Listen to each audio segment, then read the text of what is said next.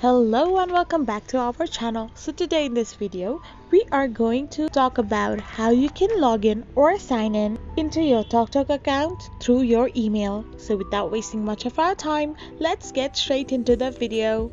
So the first thing you need to do is open your TalkTalk app.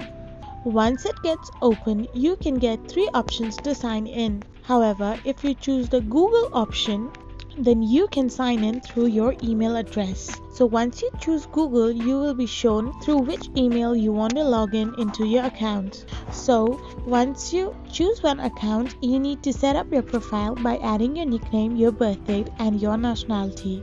So once you are done filling in all the credentials, you need to press the next option and select your gender. After you are done as well, you will be directly logged in or signed up in your account. So this is how you log in into your TalkTalk account through your email address. I hope you found this video helpful, so don't forget to hit that subscribe button and do give us a thumbs up. We will be back again with these informative videos. Thank you for watching.